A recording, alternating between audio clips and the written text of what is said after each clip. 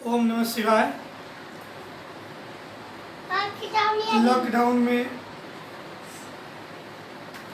विद्यार्थियों का समय मुश्किल से व्यतीत हो रहा है। इस अवधि में हमारे राज्य के और देश विदेश के बहुत से शिक्षाविद एवं शिक्षकों ने अपने अपने विषयों में यूट्यूब और ऑनलाइन के माध्यम से कुछ शिक्षा प्रदान कर रहे हैं, जिससे विद्यार्थियों को काफ़ी सहयोग प्रदान हो रहा है। आज इसी कड़ी में मैं भी यह प्रयास करूंगा कि संस्कृत और हिंदी विषयों में मैं प्रत्येक पाठ को एक एक करके मैं समस्त विद्यार्थियों के समक्ष रखने का प्रयास करूंगा, जिससे उन्हें आने वाले समय में संस्कृत की तैयारी सुगम और सरल ढंग से हो सके। विद्यार्थियों के लिए मैं आज सबसे पहले एक पाठ से शुरू करता हूँ। संस्कृत का नाम है प्यूषम भाग 2 और सबसे पहला जो पाठ है उसका शीर्षक है मंगल। मंगलम में 5 श्लोक है जो उपनिषद से लिया गया है। और सबसे पहले मैं यह सिलेबस में बता दूं कि संस्कृत में 14 पाठ है। 14 में 4 पाठ जो है, 1 पाठ, 5 पाठ, 7 पाठ और 10 पाठ, ये 4 पाठ से 20 नंबर का आएगा और बाकी 10 पाठ से 20 नंबर का आएगा। पूरे प्यूषम से 40 नंबर का रहेगा, 10 नंबर सेकेंड संस्कृत और 50 नंबर व्याकरण होगा। उसी कड़ी में आज प्रथम पाठ है। प्रथम पाठ में पहला मंत्र है हिरण्मयेन पात्रेण सतस्यापिहितं मुखं तत्तं पूषन् पाविर्नु सत्यधर्माय दृष्टये।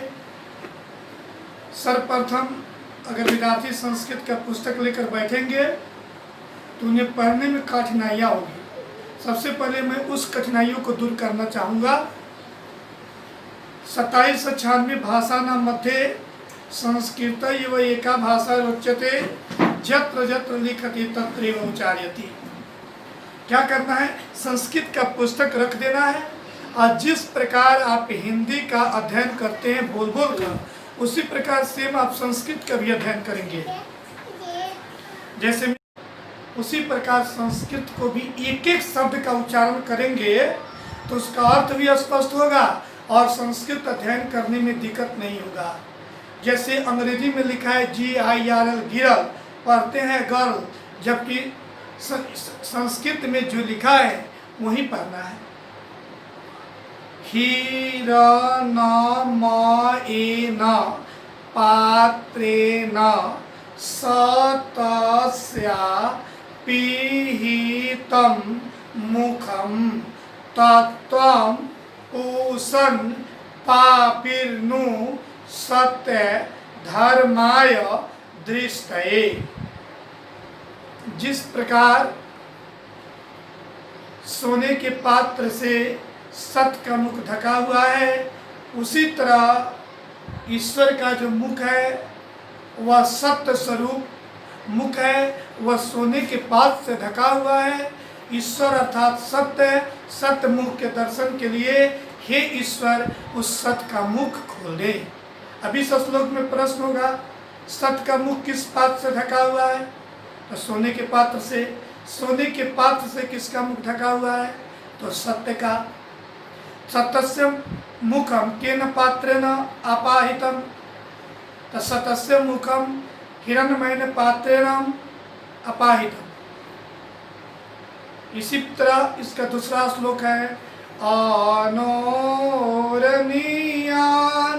महतो महीयान् आत्मा सृजन्तो निहितो गुहायां तमाकृतोपश्यति वीतशोको धातु प्रसादान् महिमान आत्मना।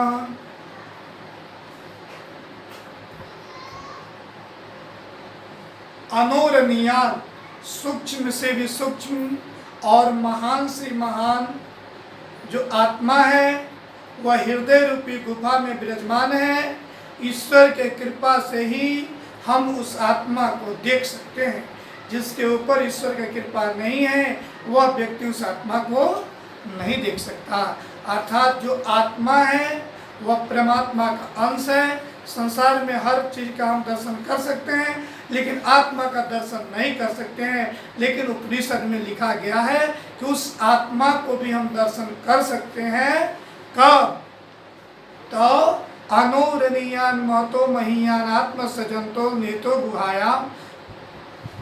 अगर हम कामना रहित हो जाए, मेरे पास कोई कामना शेष नहीं है, तो हम उस आत्मा को भी देख सकते हैं। अभी इस श्लोक का प्रश्न किस प्रकार हम हल करेंगे?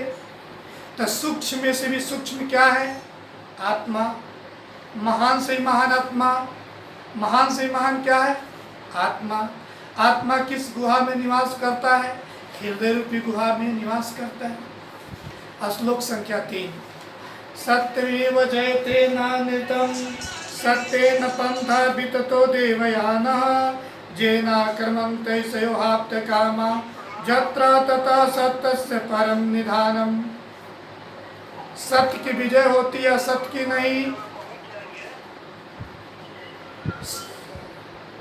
सत्य रूपी मार्ग से कामना रहित होकर सत्य की विजय होती है, असत्य की नहीं। सत्य रूपी मार्ग से कामना रहित होकर ऋषिगण जाते हैं और सत्य स्वरूप ईश्वर के आसन को प्राप्त करते हैं। किसी भी परिस्थिति में जब भी विजय होता है तो सत्य का ही विजय होता है। सत्यमेव जयते नान्यतम। सत्य विजय को प्राप्त करता है, असत्य नहीं। इसलिए एक सत्य ऐसा मार्ग है, केवल सत्य पर चलने वाला व्यक्ति वह ईश्वर के समतुल आसन को प्राप्त करता है। इसका प्रत्यक्ष गोस्वामी जी भी श्री रामचरितमानस में लिखते हैं, धर्म दोसर सत्य समाना आगम निगम पुराण बखाना। कोई संसार में धर्म है तो सत्य है, सत्य से बड़ा कोई धर्म नहीं है। आगम निगम वेद पुराण सब सत्य के महत्व का वर्णन करते हैं।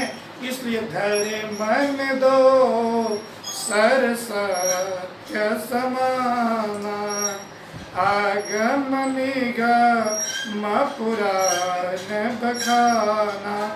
आगम निगम पुराण सब यही बखान करते हैं कि सत्य से बड़ा कोई धर्म नहीं है। और यही आज उपनिषद कहता है, जो 10वें वर्ग में पढ़ना है कि किसी भी परिस्थिति में विजय सत्य की होती है, असत्य की नहीं। इसलिए सत्य पर चलना एक सबसे बड़ा तपस्या है और इससे बड़ा संसार का कोई पुण्य पूजा पाठ और दर्शन नहीं है। सबसे बड़ा है सत्य। केवल सत्य मार्ग पर चलने से ईश्वर के आसन को ईश्वर का आसन प्राप्त हो जाता है। इसका प्रश्न उत्तर, विजय किसकी होती है? सत्य की। विजय किसकी नहीं होती है? असत्य की। ऋषिगण किस मार्ग से जाते हैं? तो सत्य रूपी मार्ग से। सत्य रूपी मार्ग से जाकर ईश्वर के ऋषि किसके आसन को प्राप्त करते हैं? तो ईश्वर के आसन को प्राप्त करते हैं। और श्लोक संख्या 4।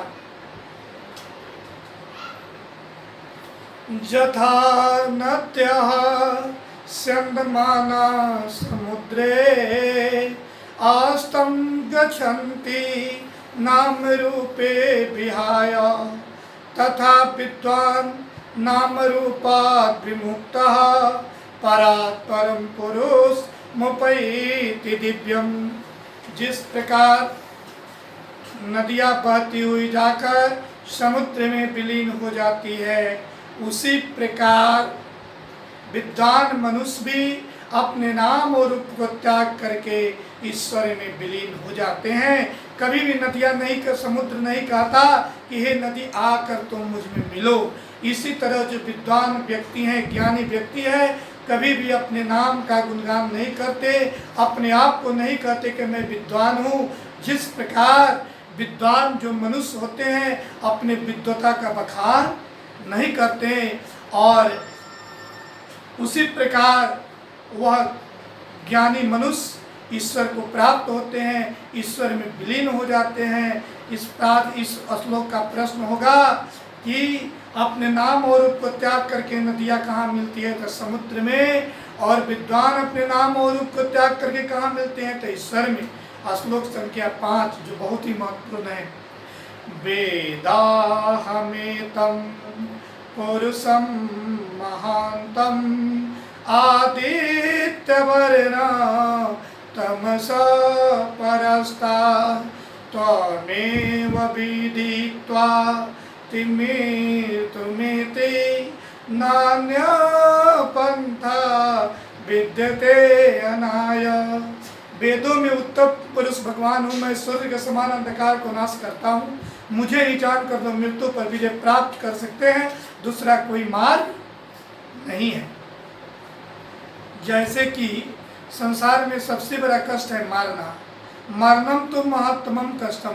मरने के समय में संसार का जितना कष्ट, दुख और रोग का जो कष्ट होता है, वो सभी कष्ट मृत्यु के समय होता है। जब शरीर से आत्मा निकलती है उस समय कष्ट कब नहीं होगा, तो वेदाहमेतं पुरुषं महांतम, जब वेदों में उत्तम पुरुष भगवान को मैं जानूंगा, जैसे वेदों में भगवान को बताया गया है उसके अनुसार जब हम भगवान को जानेंगे, भगवान को पहचानेंगे, उसके अनुरूप कार्य करेंगे, तो मरने के समय मुझे कोई कष्ट नहीं होगा।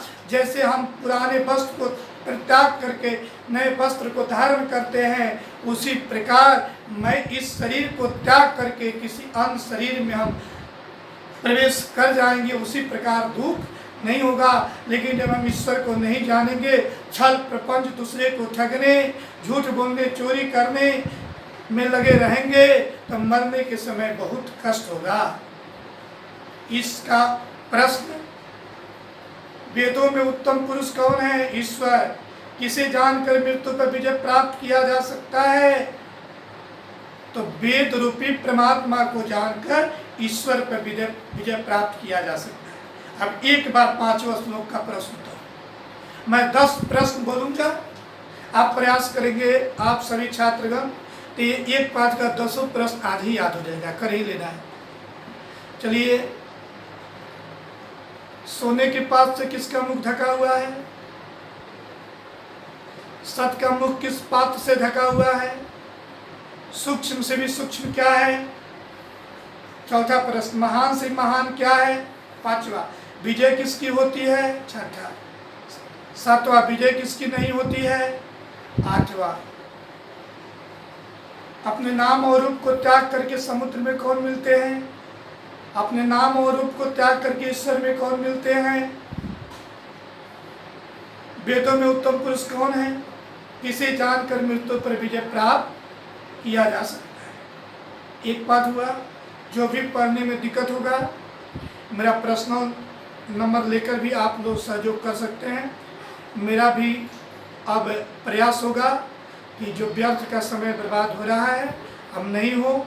जिस प्रकार अन्य दिनों में मैं विद्यार्थियों का निस्वार्थ भाव से सेवा कर रहा था, अब लॉकडाउन जितना समय तक रहेगा मैं इसी यूट्यूब और ऑनलाइन के माध्यम से आप लोग को संस्कृत हिंदी में जो तमाम कठिनाइयाँ हैं उसे समाधान करने का प्रयास करूँगा।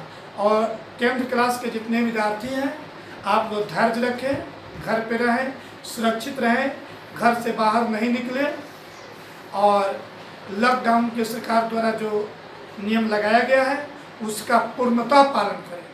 सुनने में मिल रहा है कि बहुत से हमारे स्वार्थी शिक्षक इस लॉकडाउन में भी चुरा कर ट्यूशन करा रहे हैं, उनसे आप बचें। जो लॉकडाउन में जो सरकार को आज करोड़ों अरबों रुपया का नुकसान हो रहा है और हम लोगों के लिए सरकार ने लॉकडाउन किया है, वे कैसे महान शिक्षक हैं कि इसमें भी शिक्षा दान कर रहे हैं। उनको शायद लॉकडाउन का महत्व मालूम नहीं पड़ रहा है। ऐसे शिक्षक से बचे। वे राष्ट्र निर्माता नहीं हो सकते हैं और वे उचित शिक्षक भी नहीं हो सकते और मार्गदर्शन भी नहीं हो सकते। ओम नमः शिवाय। आज मैं वर्ग दशम का मधुराष्टकम पाठ करने जा रहा हूँ, जो बहुत ही अच्छा श्लोक है। अधरम मधुरम वदनम मधुरम नयनम मधुरम हसितम मधुरम हृदयम मधुरम गमनम मधुरम मधुराधिपतेरखिलं मधुरं वचनं मधुरं चरितं मधुरं वसनं मधुरं वलितं मधुरं चलितं मधुरं भ्रमितं मधुरं मधुराधिपतेर्खलितं मधुरं वेमुनं मधुरं रेमुणा मधुरं पाणिमधुरपादौ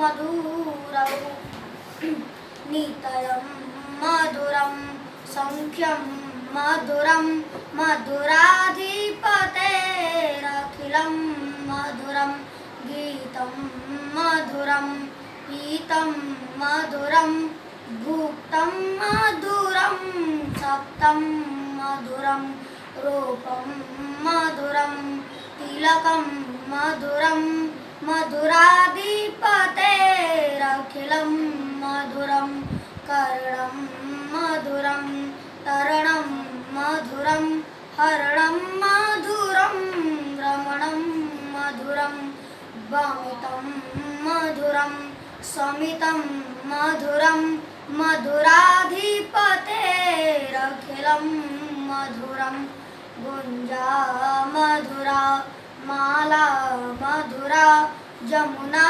मधुरा वीची मधुरा सलिलं मधुरं कमलं मधुरं मधुराधिपतेरखिलं मधुरं गोपी मधुरा लीला मधुरा युक्तं मधुरं मुक्तं मधुरं दोषं मधुरं श्रेष्ठं मधुरं मधुराधिपतेरखिलं मधुरं गोपा मधुरा गावो मधुरा जष्टिमर्दूधरा सृष्टिर्मधुरा दलितं मधुरं फलितं मधुरं मधुराधिपतेरखिलं मधुरं श्रीमद् मधुराष्टकम्।